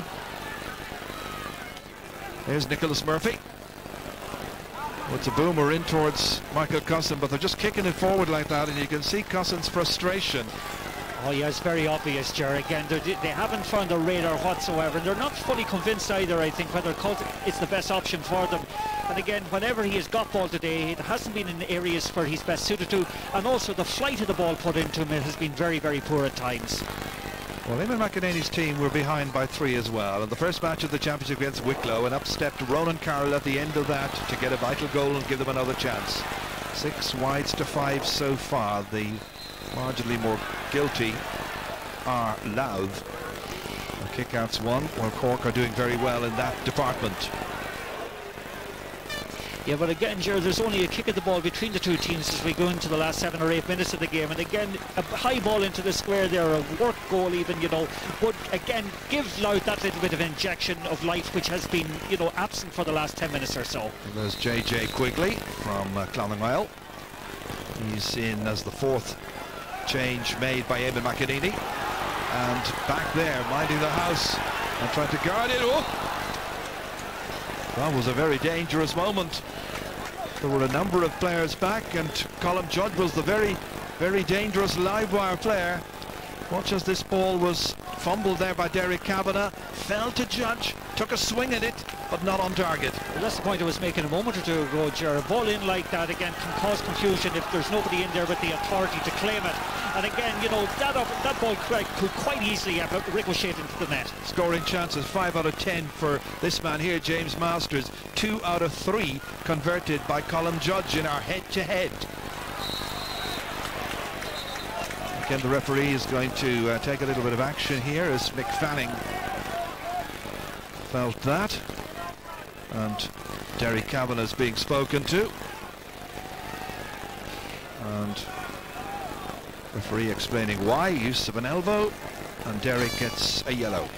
Yeah, well, it must be said, Jerry, even though there have been a number of yellows on both sides, it's been a very, very clean game. There hasn't been a really bad foul in this match. It's flowing football, a lot of good scores, and Louth are not giving up. What they could have done with that one from Shane Lennon after he was given the pass by Aaron Hoey. Yeah, from their point of view, it's a pity they couldn't have got more ball to Aaron Hoey, because in the first half, I thought in particular when he was out around the centre-half forward position, he was giving Ger Spillane a torrid time of it. But, you know, he just hasn't got enough possession in this half. And as well as that, Louth have replaced 3 of their half-forwards, Brian White, Martin Farley and Mark Sandpit, who were the engine room of the team. Interesting, Billy Morgan has not made a change at all so far that I can see. No, he hasn't made any changes. Good comparison, in fact. He's happy enough, but it's a tense situation down there. You can see it on the faces of the two managers. Game there to be won and lost. Ger Spillane to Graham Canty. Challenge vigorously a little too vigorously that time by J.J. Quigley. Here's John Miskela from his own half back line, up as far as Donnacha O'Connor. Not a conventional corner forward by any means. He'll peel away. That's a lovely ball inside there, intended for Nicholas Murphy. Runs away from him. John Neary picked it up. Masters puts in the challenge. Not effective enough. They get it out. And there's an opportunity now for Louth to build and to deliver something here. Quigley leaving it behind. And again, the counter-attack with Cork very much in the ascendancy here, with Kevin McMahon sending it out as far as Ger Spillane, feeding it forward outside as far as Conor McCarthy. Again, a teasing ball in, but it's not well directed. That final ball's been poor. It's poor, all right. I notice Anthony Lynch is down with cramp at the moment. The referee will probably stop play for a while. But it must be said again, and maybe we're getting a little bit tiresome talking about this, but the experiment that worked so well against Kerry of giving quality ball into Cousin hasn't worked at all today. Well, Fintan Gould is the first of those about to come in as a change. He was the young player who impressed most in the under-21 championship and was honoured accordingly. And Daniel Goulding, number 27. These are two of the top stars from the All-Ireland winning team of Cork's under-21 championship run this year. Goulding's a goal scorer. He's a point scorer as well. And Fintan Gould's a very elegant player who can play midfield or in the half-forward line. Players for the future, really. Right now, from Louth's point of view and Stuart Reynolds' point of view, it's a case of how do we get something out of this? How do we get a goal? How do we beat Billy Morgan's team with only about 3 or 4 minutes left? It's a poser. That's taken again beautifully, and it's Nicholas Murphy once more. JJ handled on the ground. Yeah, I must compliment actually Nicholas Murphy. I think he's been very good in the second half. He's fielded some great ball around the middle, and again I think those two belts in the eye certainly woke him up. Just watch again, another lovely fetch of his. There's another one. Again, some wonderful play in the second half. He's a very, very honest performer out there. Gives his all every time he wears that jersey. But he gave a little bit of direction, a little bit of leadership when it was needed most in the second half, and you know, you have to take your hat off to him. And James Murray coming in as well, number 25. So 5 subs used, and now it's a case of can somebody somewhere or other work an oracle. It's quickly on by Colin Goss. Now, will the changes made by Louth in these last couple of minutes yield something really important? They need a goal from somewhere. Darren Clark, maybe. This time he might be content with a point, and he is. That's a second for Darren Clark since coming on at half-time. Little uncertainty at the back there. 2 defenders in difficulty. Clark held his composure. 16-14. And the Louth fans feel they are still in with a chance of getting something out of this match. Very much so, and again when you saw that direct ball going into a 2-man full forward line that time, again Murray I think got his hands to it first, but again very well finished by Darren Clark. It says to you that if they get a possession even over the last 4 or 5 minutes, they still could winkle or engineer a goal at the other side and bring about an unexpected victory. Remember, it's the last of the Old 12, it's the final 12 in the championship effectively playing at this particular round. Miskela ready to take this free kick after Fintan Gould had been fouled. Louth fans in the background wanting the referee to get on with it, but there's an injured Cork player. It's Michael Shields down with a cramp. Yeah, well, sometimes I know that this draws a lot of odium from opposition supporters in particular because they feel that this is a time-wasting exercise. But it must be said, Jared, that the pitch out there is very heavy today. And as the game has gone on, probably it has taken its toll on the legs. And maybe I would say myself that is a genuine case of cramp. So 16 for Cork, 14 for Louth. And Cork have it again with Donnacha O'Connor here, getting away from John O'Brien, swinging this one. Not quite sure if it counts as one of those, you know, as good as a score at this stage of the match. He'd have preferred a point because it is tense and nail-biting. And we're in the last minute of the 70. And a Louth goal at this stage could knock Cork out of the championship. That's what they're well aware of. Here's Derek Kavanagh, the Cork captain this year again. Donnacha O'Connor held on here. and held on very well indeed. Fintan Gould, back for James Masters. Very tricky angle into Cosson. Dropped one again. Here's an opportunity. Goulding coming, looking at the referee who says come on, play on, and in the end the shoulder wasn't a fair one, and the free kick to Louth will have to be taken again, much to the annoyance of the Louth goalkeeper and several of the defenders. Referee doing the paperwork. They wanted the ball down the other end and down there fast. Yeah, you can understand the frustration that time with Stuart Reynolds, because they had a kind of an extra man that time and an overlap created. I think it was Daniel Goulding who got the yellow card. So we're in stoppage time.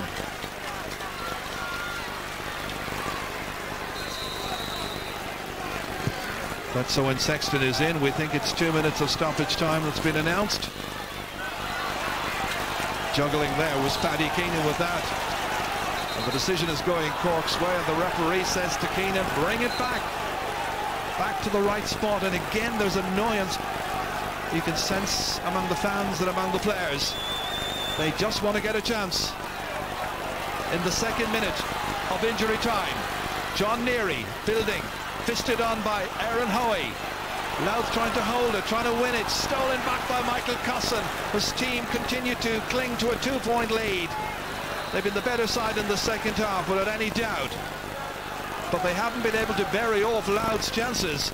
And Kieran O'Connor are going to point himself from play. This time leaves it to John O'Brien. On his hands and knees, referee says play on. He does. They work it back once again, this time through Ray Finnegan. Back comes Anthony Lynch. Here comes Pierce O'Neill, strongly holding on to it. Louth say he took steps. Referee says otherwise.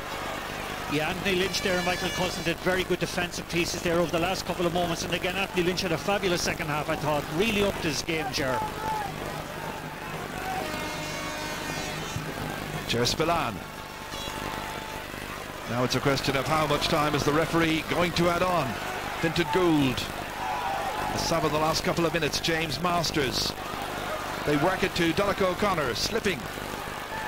Dragged around here, and Paddy Keenan has been ticked already. The referee, I think, deciding at this stage it's so late in the game. What the heck? Yeah, and certainly Cork won't rush this one. Again, Paddy Keenan has tried very hard today. Unfortunately, from a Louth point of view, never managed to get into offensive situations where he can be very dangerous.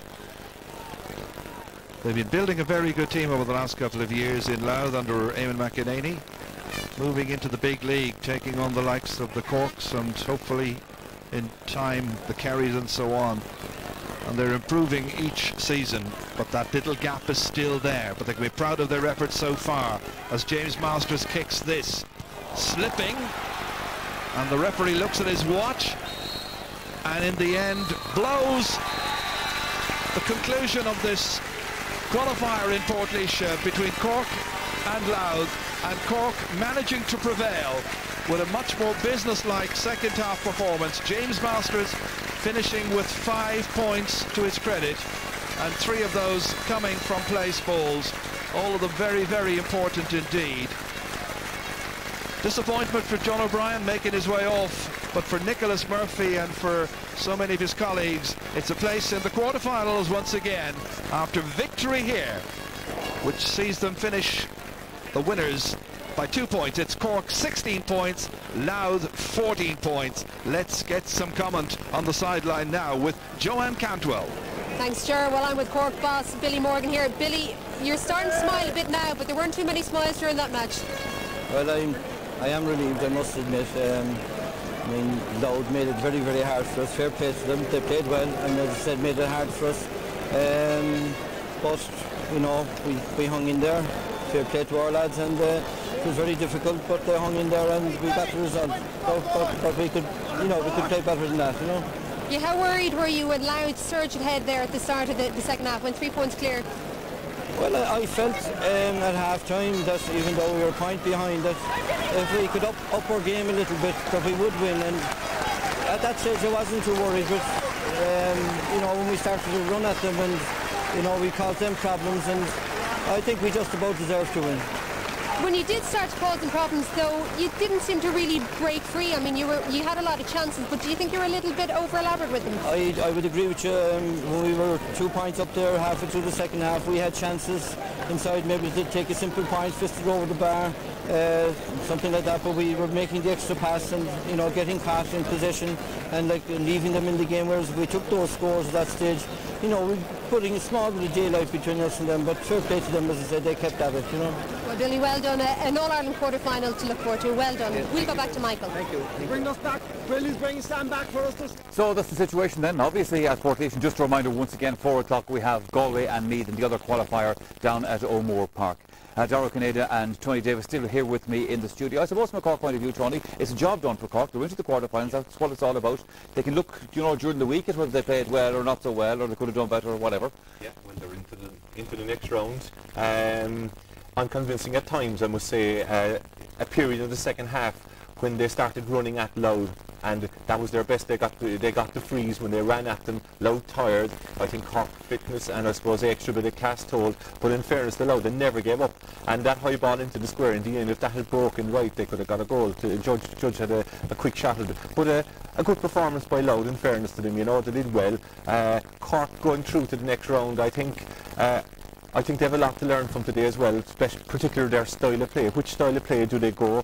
Do they mix it with long and short, or do they run at players, or do they just play off the cuff? It's hard to tell, because today in the second half they ran at them and it really brought good benefit for them. That, I guess, Dara, is the key out of this match, really, from a Cork point of view. You know, they've won the match. Louth fair play to them, made a go of it. But the one thing, as Tony says, that Cork have to look at is just exactly what their style is going forward. Yeah, there was a definite policy shift halfway through there. Yeah. They decided to run it, and Billy even alluded to it. Yeah. And it did work. It did work. But, you know, long term, they're going to have to decide which is it. It was a huge success the last day to kick the long ball. Today it's a running game. Maybe it's horses for courses. Yeah. But I doubt if it is, to be honest, Tony. I think they just gauged it at half time. They'll probably reap more rewards.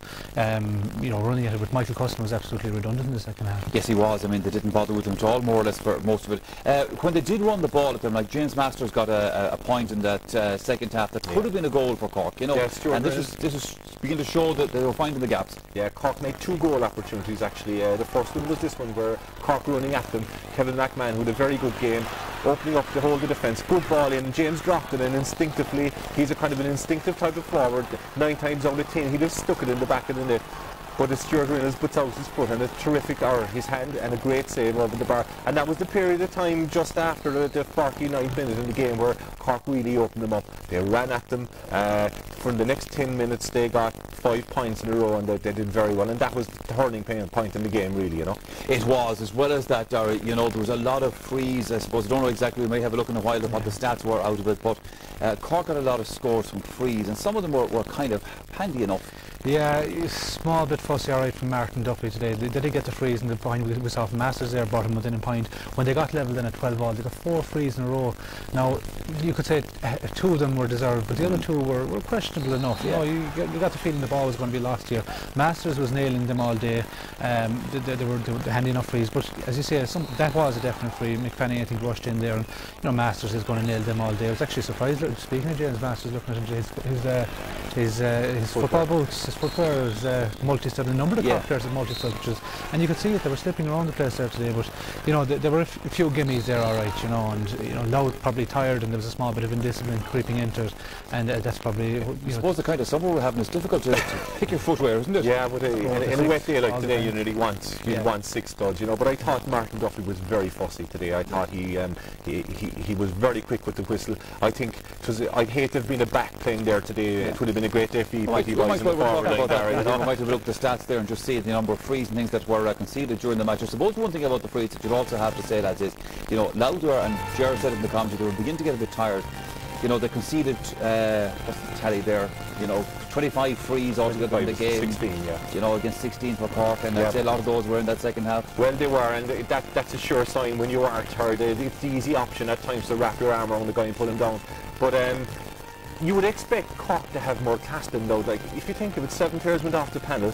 I know they had an extended panel of 38, and they brought on 4 or 5 subs again, which again is great for them progressing forward, you know. But I think I think there's a very honourable display by Louth today. I think they had it up to Cork right up to the very end, and they could have scored in the end. If you look at it, Billy Morgan is going to have the Cork players exactly where he wants them. You know, there's no complacency certainly going into the quarter final now. You know, and you know, there's a few players there today can up their performance. Yeah, that's the next point. I mean, you know, Louth have gone out of the championship now. They have to kind of reassess, obviously. But for Cork's point of view, it's an All-Ireland quarter final. It's great to be back in the All-Ireland quarter final again, and the draw will be very interesting now. Yeah, you're up against the big boys now, and there's no room for complacency, and it will be in Croke Park, and it's very interesting.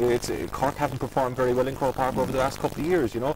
But I think from a Cork point of view today, in the second half, Anthony Lynch played very well. Graham Canty's coming back into his own. Mickey played very well at midfield. Kevin McMahon, Donnacha O'Connor.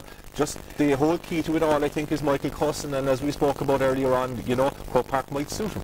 You know, why is it that Cork have not played so well in Croke Park when they get to this stage of the competition over the last couple of years? Most of the time they've been disappointing. Like on one occasion they had a total blow up altogether. Yeah, I suppose the last time they beat Donegal and they went into this against Kerry, and of course, you know what happened last year with Kerry. You know, Cork taught them a lesson in the Munster final.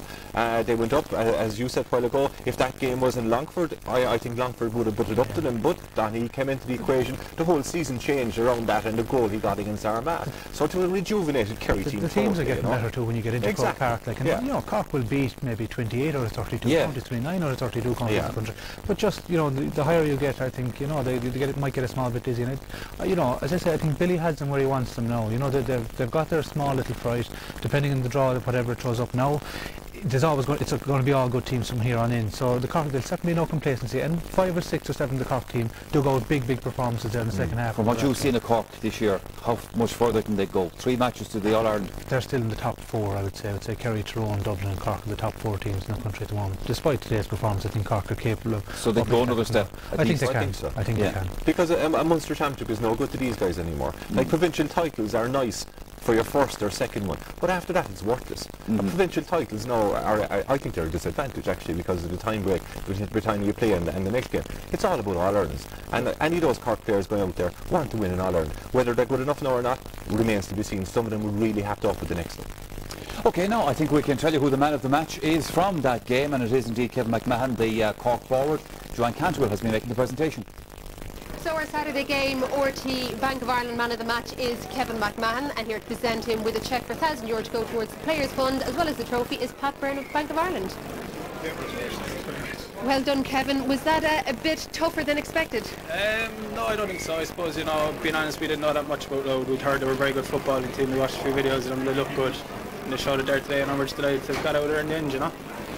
When you started to get on top in the second half, are you disappointed that you didn't pull away a bit more? I suppose maybe we kind of had a few half-goal chances as such, but, you know, credit to Louth, they defended well, and, you know, they kept battling away till the end, so we're just delighted to get out of there, really, to be honest, you know, and move on to the quarter-finals, you know. Are there a lot of improvements needed for those quarter-finals?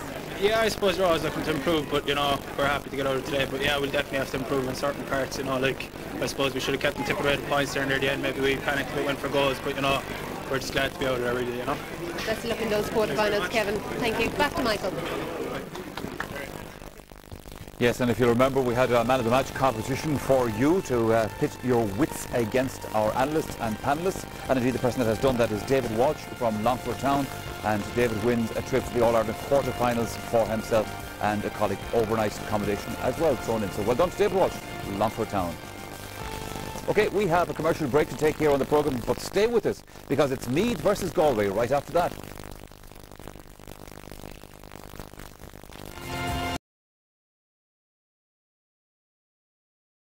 I mean, there was hits going in. I think the referee left an awful lot go for both sides, in fairness to him, and, you know, it was just really tough. Like, everything got on the ball, you were going to get a few knocks, like, so you just had to shoot that and pass the ball out as fast as you could, because, as I said, the referee was leaving things go and letting the game run, which I assume was a great game to watch, but it was really hard to play in it. I would feel that the future is very bright, and if we can work hard over the winter and get ourselves into shape for next year and maybe add in a couple of more players, I would have great hope for us for next year.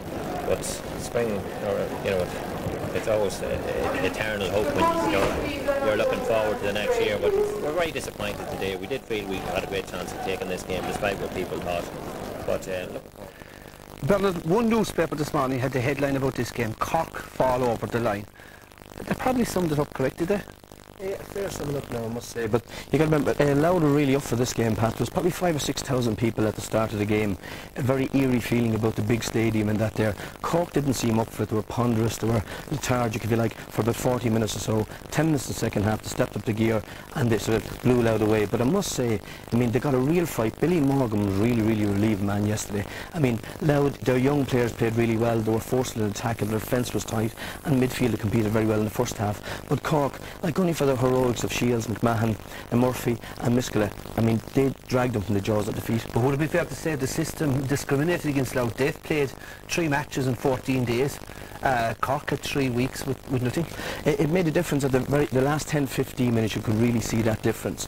They were on the road for the last 3 weeks, if you like. 2 very good victories against Limerick and Kildare respectively, and just the last 10-15 minutes, the younger players that lost their legs a little bit, and that's where Cork sort of came into it at the very end, strong, going up the field, messed a lot of ball, and you know, they'll have to get this thing about Cusson right, because they didn't play him right yesterday. Tony, did a lot of the analysts overread Cork's performance in the Munster final, that basically they weren't as good as people made them out to be? No, I think Cork played quite well, Pat. Like as we've seen in the championship this year, teams are quite inconsistent. You look at Meath against Fermanagh, they were poor, but yesterday they were very good. Whereas Cork were very good against Kerry. They used Michael Cusson. 25 minutes. Yeah, they used Michael Cusson very well, and they should have beaten Kerry actually. You know. Now you have Stephen, who approached a big target man at full forward. He put him in, but he don't bother using him. Well, that's the problem. You see, what happened yesterday was the ball going into him wasn't great. Well, while we're on the forward movement, let's talk about the Cork forward movement. You weren't very impressed by it, Bernard. No, I'll tell you, the one worry I would have for Cork going forward is, right, they scored 2 points the entire full forward line from play yesterday. Many times the ball, players were caught in possession, not knowing whether to kick it long, as we'll see here, into Cusson, holding up. Derek Kavanagh tried to find him, didn't find him, didn't know whether he was going long or short. You could see them coming out. Conor McCarthy, now this was just a poor, silly, stupid pass. Now, in possession, if you look at it here, McMahon gets it, who had a great game yesterday. He did not know whether to go long to Cusson or to go short. And you got caught again. Again, they were looking inside, looking up. Lynch is trying to get an angle. Very silly, dispossessed. Easily given away. That play is not Cork. It wasn't the Cork against Kerry. And if they play like that in the next round, they'll be in trouble. But it's a great way to go into a quarter-final for Billy Morgan. Bernard, after Louth got beaten by Wexford, 7 of them left the panel. A lot of newcomers were brought in, and the youngsters have won 2 championship matches and did very well again yesterday, didn't they? You were impressed by a few of them in particular. I was, but I'd be seriously worried with 7 people walking off the panel, and I'd be very annoyed if I was the management team. Where they'll be next year leaves it's up to the management team, but they probably will be. But they're young players. Absolutely, but some of the young players have stepped up to the mark here. Like Colin Judge scored 2 wonderful points, slipped it over his left foot, pure class. Comes from great stock in Drogheda Judge family, a great old Louth name, and he got a second one here as well. He's only 5'9", very small, but 2 great feet. Last one with the left, this one with the right. I thought he was very unlucky to be taken off. Another guy, Ronan Carroll, who tried very, very hard in the first half, absolutely burst through the middle here again, getting a lot of joy at midfield in the first half. Great left foot over the bar, and probably the score of the game for me. Great ball from Paddy Keenan. Left Graham Canty on his backside. Shane Lennon, another good young player, slicks it over the bar from 45 yards. Superb score, something to build on. Tony, yesterday we saw Alan Page being involved in tickings and yellow cards, and a lot of people sent in texts and emails wondering what's the rule. Portlaoise in County Cork wants to know, can a player be ticked, then given a yellow card, and be ticked again, and still stay on the field? Pat, there's a lot of confusion over this, because I was asked this earlier on today, and my understanding was you could be ticked, you note it, you could be shown the yellow card, and you could be noted again. But seemingly that's not the way it is. And what happened, that kind of happened yesterday. Alan Page, so let's have a look at it. And Vinfield Dayfram, best man at the wedding, flown down by a helicopter, and it looked like he wanted to leave the pitch early. First of all, here we have with Donnacha O'Connor. He was grappling Donnacha O'Connor all the inside. Now their full backline played quite well, so he gets noted. Number 1. That's his ticking. All right. Now, second, he gets a yellow card. And the next one is very interesting, because Eamon Duffy, the referee from Sligo, Martin Duffy goes up to him, and it looks like he's going to get noted again here, all right? But he kind of half notes him. He writes his name down in case he unless he comes across him again. But in real terms, if the rule was implemented properly, he would have been sent off. But my understanding of it was that you could be noted, shown a yellow card and noted again without being probably sent a off. little bit of a cop-out from the referee's point of view, I would say, yesterday. But you got to remember, he got a very bad bang. He probably might have incidentally, just to create a bit of balance, Father Seamus Garvin, who's the spokesperson for the National Referees Committee, he said he did not tick him the second time. That what Marty did was issue a warning. Well, so I think he raised the book and then pulled it down a little bit. He was in between. He was just writing in his address for his Christmas card mailing list, so there was no second tick. It was a cop-out. Lovely, okay, very good. Now, earlier this week, the retirement was announced of one of the very best Bonnish story the modern game has seen.